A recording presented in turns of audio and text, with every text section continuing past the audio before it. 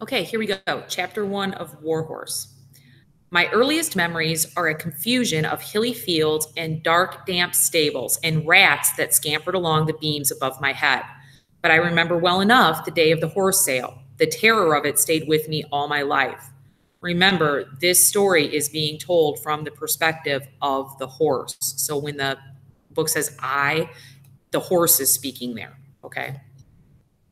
I was not yet 6 months old, a gangling, leggy colt who had never been farther than a few feet from his mother. We were parted that day in the terrible hubbub of the auction ring, and I was never to see her again.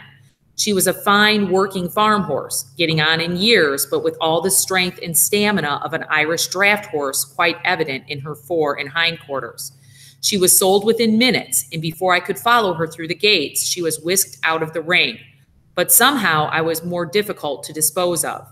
Perhaps it was the wild look in my eye, or as I circled the ring in a desperate search for my mother. Or perhaps it was that none of the farmers and gypsies there were looking for a spindly-looking half-thoroughbred colt.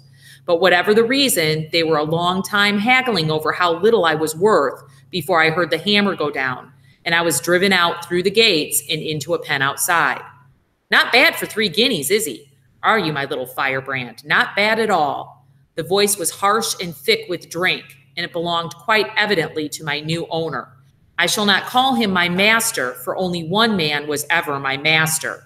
My owner had a rope in his hand and was clambering into the pen, followed by 3 or 4 of his red-faced friends. Each one carried a rope. They had taken off their hats and jackets and rolled up their sleeves, and they were all laughing as they came toward me. I had as yet been touched by no man and backed away from them until I felt the bars of the pen behind me and could go no further. They seemed to lunge at me all at once, but they were slow, and I managed to slip past them and into the middle of the pen, where I turned to face them again. They had stopped laughing now. I screamed for my mother and heard her reply echoing in the far distance. It was toward that cry that I bolted, half charging, half jumping the rails, so that I caught my foreleg as I tried to clamber over and was stranded there. I was grabbed roughly by the mane and tail and felt a rope tighten around my neck before I was thrown to the ground and held there with a man sitting, it seemed, on every part of me. I struggled until I was weak, kicking out violently every time I felt them relax, but they were too many and too strong for me. I felt the halter slip over my head and tighten around my neck and face. "So you're quite a fighter, are you?" said my owner, tightening the rope and smiling through gritted teeth. "I like a fighter, but I'll break you one way or the other. Quite a little fighting cock you are, but you'll be eating out of my hand, quick as a twick." I was dragged along the roads while tied on a short rope to the tailboard of a farm cart, so that every twist and turn wrenched at my neck. By the time we reached the farm road and rumbled over the bridge into the stable yard that was to become my home, I was soaked with sweat, and the halter had rubbed my face raw. My one consolation as I was hauled into the stables that first evening was the knowledge that I was not alone. The old horse that had been pulling the cart all the way back from the market was led into the stable next to mine. As she went in, she stopped to look over my door and nickered gently. I was about to venture away from the back of my stable when my new owner brought his crop down on her side with such a vicious blow that I recoiled once again and huddled into the corner against the wall. "Get in there, you old rat bag," he bellowed. "Proper nuisance you are, Zoe, and I don't want you teaching this young'un any of your old tricks."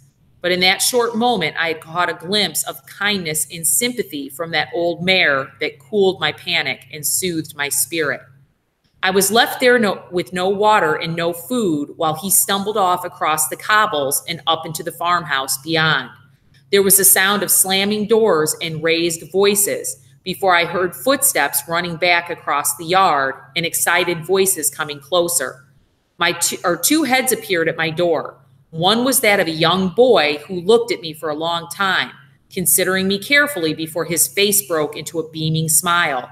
"Mother," he said deliberately, "that will be a wonderful and brave horse. Look how he holds his head. And then, look at him, Mother. He's wet through to the skin. I'll have to rub him down." "But your father said to leave him be, Albert," said the boy's mother. "Said it'll do him good to be left alone. He told you not to touch him." Mother, said Albert, slipping back the bolts on the stable door, when Father's drunk, he doesn't know what he's saying or what he's doing.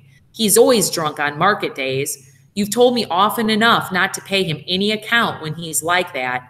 You feed old Zoe, Mother, while I see to him. Oh, isn't he grand, Mother? He's red almost. Red Bay, you'd call him, wouldn't you say? And that cross down his nose is perfect. Have you ever seen a horse with a white cross like that? Have you ever seen such a thing? I will ride this horse when he's ready. I will ride him everywhere, and there won't be a horse to touch him. Not in the whole parish, not in the whole country. You're barely past 13, Albert, said his mother from the next stable. He's too young, and you're too young, and anyway, Father says you're not to touch him, so don't come crying to me if he catches you in there. Well, why did he buy him, Mother? Albert asked. It was a calf we needed, wasn't it? That's what he went into market for, wasn't it? A calf to suckle old Celandine? I know, dear. Your father's not himself when he's like that, his mother said softly. He says that Farmer Easton was bidding for the horse, and you know what he thinks of that man after that argument over the fencing. I should imagine he bought it just to deny him. Well, that's what it looks like to me. Well, I'm glad he did, Mother, said Albert, walking slowly toward me, pulling off his jacket. Drunk or not, it's the best thing he ever did. Don't speak like that about your father, Albert. He's been through a lot. It's not right, said his mother, but her words lacked conviction. Albert was about the same height as me and talked so gently as he approached that I was immediately calmed and a little intrigued, and so stood where I was against the wall. I jumped at first when he touched me, but could see at once that he meant me no harm. He smoothed my back first and then my neck, talking all the while about what a fine time we would have together, how I would grow up to be the smartest horse in the whole wide world, and how we would go out hunting together. After a bit, he began to rub me gently with his coat. He rubbed me until I was dry and then dabbed salt water onto my face where the skin had been rubbed raw. He brought me in some sweet hay and a deep bucket of cool water. I do not believe he stopped talking the whole time. As he turned to go out of the stable, I called out to him to thank him, and he seemed to understand, for he smiled broadly and stroked my nose. We'll get along, you and I, he said kindly. I will call you Joey, only because it rhymes with Zoe. And then maybe, yes, maybe, because it suits you. I'll be out again in the morning, and don't worry, I'll look after you. I promise you that. Sweet dreams, Joey. You should never talk to horses, Albert, said his mother from outside. They don't understand you. They're stupid creatures. Obstinate and stupid. That's what your father says, and he's known horses all his life. Father just doesn't understand them, said Albert. I think he's frightened of them. I went over to the door and watched Albert and his mother walking away into the darkness. I knew then that I had found a friend for life, that there was an instinctive and immediate bond of trust and affection between us. Next to me, old Zoe leaned over her door to try to touch me, but our noses could not quite meet. Okay, at this point, you may want to stop and answer the study guide questions that correspond to Chapter 1 before moving on to Chapter 2. And so basically, you only need to answer question number 1 on the study guide for Chapter 1, okay? Remember that the study guide covers chapters 1 through 4, so you'll continue to work on it as you go through chapter 4. Then after chapter 4, you'll get a new set of chapters, and you'll also get a new open text quiz. Okay, remember this is going to serve as the study guide for when you go to take the unit test over the book when we're done reading the book. Okay, so answer number 1, and then we'll go on to chapter 2. Okay, chapter 2. Through the long, hard winters and hazy summers that followed, Albert and I grew up together. A yearling colt and a young boy have more in common than awkward gawkishness. Whenever he was not at school in the village or at work with his father on the farm, he would lead me out over the fields and down to the flat, thistly marsh by the Torridge River. Here, on the only level ground on the farm, he began my training, just walking and trotting me up and down, and later on lunging me first one way and then the other. On the way back to the farm, he would allow me to follow him at my own speed, and I learned to come at his whistle, not out of obedience, but because I always wanted to be with him. His whistle imitated the stuttering call of an owl. It was a call I never refused, and I would never forget. Old Zoe, my only other companion, was often away all day plowing, cutting, and harvesting out on the farm, so I was left on my own much of the time. Out in the fields in the summertime this was bearable because I could always hear her working and call out to her from time to time.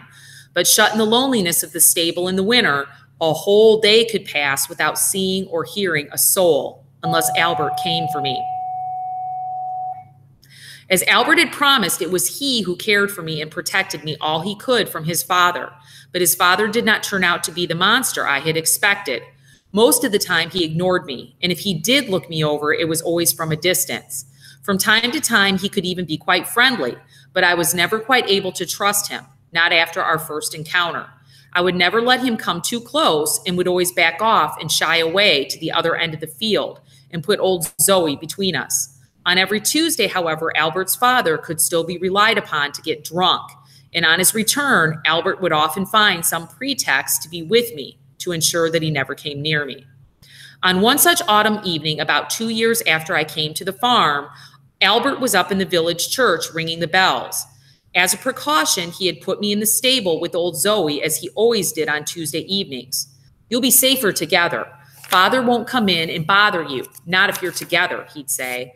And then he'd lean over the stable door and lecture us about the intricacies of bell ringing and how he had been given the big tenor bell because they thought he was man enough to handle it, and that in no time he'd be the biggest boy in the village.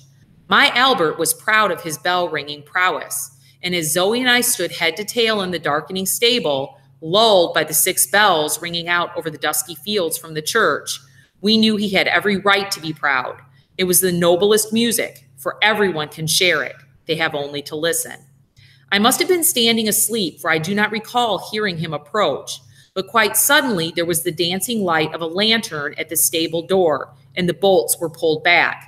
I thought at first it might be Albert, but the bells were still ringing. And then I heard the voice that was unmistakably that of Albert's father on a Tuesday night after market. He hung the lantern up above the door and came toward me. There was a whip in his hand, and he was staggering around the stable toward me. So, my proud little devil, he said, the threat in his voice quite undisguised. I've made a bet that I can have you pulling a plow before the end of the week. Farmer Easton and the others at the George think I can't handle you, but I'll show them. You've been pampered enough, and the time has come for you to earn your keep. I'm going to try some collars on you this evening, find one that fits, and then tomorrow we'll start plowing. Now we can do it the nice way or the nasty way. Give me trouble, and I'll whip you till you bleed. Old Zoe knew his mood well enough and whinnied her warning, backing off into the dark recesses of the stable. But she need not have warned me, for I sensed his intention. One look at the raised whip sent my heart thumping wildly with fear. Terrified, I knew I could not run, for there was nowhere to go. So I put my back to him and lashed out behind me. I felt my hooves strike home. I heard a cry of pain and turned to see him crawling out of the stable door, dragging one leg stiffly behind him and muttering words of cruel vengeance. The next morning, both Albert and his father came out together to the stables. His father was walking with a pronounced limp. They were carrying a collar each, and I could see that Albert had been crying, for his pale cheeks were stained with tears. They stood together at the stable door. I noticed with infinite pride and pleasure that my Albert was already taller than his father, whose face was drawn and lined with pain. If your mother hadn't begged me last night, Albert, I'd have shot that horse on the spot. He could have killed me. Now I'm warning you, if that animal is not plowing straight as an arrow inside a week, he'll be sold, and that's a promise. It's up to you. You say you can deal with him, and I'll give you just one chance. He won't let me go near him. He's wild and vicious, and unless you make it your business to tame him and train him inside that week, he's going. Do you understand? That horse has to earn his keep like everyone else around here. I don't care how pretty he is. That horse has got to learn how to work. And I'll promise you another thing, Albert. If I have to lose that bet, then he has to go. He dropped the collar on the ground and turned on his heel to go. Father, said Albert with resolution in his voice, I'll train Joey. I'll train him to plow all right, but you must promise never to raise a whip to him again. He can't be handled that way. I know him, Father. I know him as if he were my own brother. You train him, Albert. You handle him. Don't care how you do it. I don't want to know, said his father dismissively. I'll never go near the brute again. I'd shoot him first. But when Albert came into the stable, it was not to soothe me as he usually did or to talk to me gently. Instead, he walked up to me and looked me hard in the eye. That was plain stupid, he said sternly. If you want to survive, Joey, you'll have to learn. You're never to kick out at anyone ever again. He means it, Joey. He'd have shot you just like that if it hadn't been for Mother. It was Mother who saved you. He wouldn't listen to me, and he never will. So never again, Joey, never. His voice changed now, and he spoke more like himself. We have 1 week, Joey, only 1 week to get you plowing. I know with all that thoroughbred in you, you may think it beneath you, but that's what you're going to have to do. Old Zoe and me, we're going to train you, and it'll be very hard work, even harder for you because you're not quite the right shape for it. There's not enough of you yet. You won't much like me by the end of it, Joey, but Father means what he says. He's a man of his word.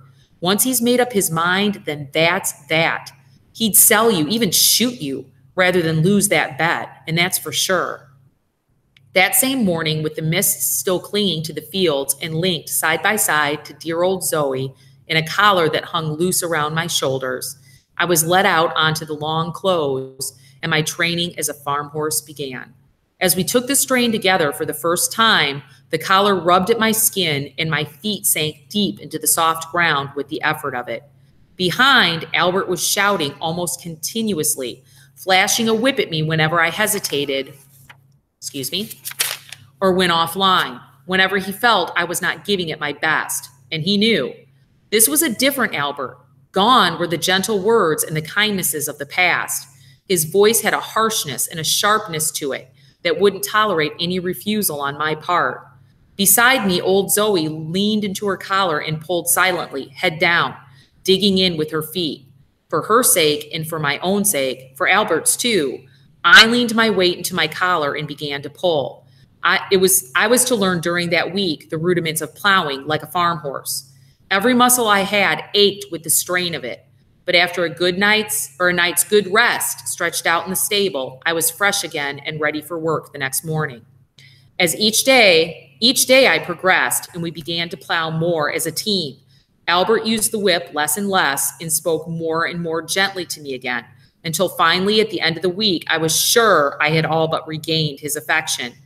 Then one afternoon, as we had finished the headland around Long Close, he unhitched the plow and put an arm around each of us. It's all right now. You've done it, my beauties. You've done it, he said. I didn't tell you because I didn't want to put you off, but Father and Farmer Easton have been watching us from the house this afternoon. He scratched us behind the ears and smoothed our noses. Father's won his bet, and he told me at breakfast that if we finished the field today, he'd forget all about the incident and that you could stay on, Joey. So you've done it, my beauty, and I'm so proud of you I could kiss you, you old silly, but I won't do that, not with them watching. He'll let you stay on now. I'm sure he will. My father is a man of his word. You can be sure of that. Well, as long as he's sober. It was the same months later on the way back from cutting the hay in Great Meadow along the sunken leafy road that led up into the farmyard that Albert first talked to us about the war. His whistling stopped in mid-tune. Mother says there's likely to be a war, he said sadly. I don't know what that's about, or I don't know what it's about. Something about some old duke that's been shot at somewhere. Can't think why that should matter to anyone, but she says we'll be in it all the same. But it won't affect us, not down here. We'll go on just the same. At 15, I'm too young to go anyway. Well, that's what she said. But I tell you, Joey, if there is a war, I'd want to go. I think I'd make a good soldier, don't you? Look fine in a uniform, wouldn't I? Can you imagine that, Joey? If it comes to that, you'd make a good war horse yourself, wouldn't you? If you ride as well as you pull, and I know you will. We'd make quite a pair. God help the Germans if they ever have to fight the two of us. One hot summer evening after a long dusty day in the fields, I was deep into my mash and oats with Albert still rubbing me down with straw and talking on about the abundance of good straw they'd have for the winter months and about how good the wheat straw would be for the thatching they would be doing, when I heard his father's heavy steps coming across the yard toward us. He was calling out as he came. "Mother," he shouted. "Mother, come out, mother." It was his sane voice, his sober voice, and it was a voice that held no fear for me. "It's war, mother. I've just heard it in the village. Postman came in this afternoon with the news. The Germans have marched into Belgium. It's certain for sure now. We declared war yesterday at 11 o'clock. We're at war with the Germans. We'll give them such a hiding they won't ever raise their fists to anyone ever again. Be over in a few months. It's always been the same. Just because the British lion's sleeping, they think he's dead. We'll teach them a thing or two, mother. We'll teach them a lesson they'll never forget." Albert had stopped brushing me and dropped the straw on the ground. We moved over toward the stable door. His mother was standing on the steps by the door of the farmhouse. She had her hand to her mouth. "Oh, dear God," she said softly. "Oh, dear God." Okay, so in this chapter, you actually saw some references from the textbook. It talked about the shooting of Archduke Ferdinand and how that started the war. And you also see examples of nationalism with Albert's father talking about how British is so great and they're going to whoop the Germans and the Germans are going to be sorry they ever came up against the British in the army or in the war. So again, you'll see this played over into the movie and you'll be able to compare that when you do your film study after we finish watching the movie. Okay, at this point, you need to answer questions 3 and 4. Okay, 3 and 4 on the comprehension quiz. And then tomorrow's recording will be chapters 3 and 4. And the study guide, make sure you're referring to the reading schedule that's been posted in Classroom. But I believe, if I'm not mistaken, that the study guide is due Monday, but make sure that you're checking the schedule on that. Okay.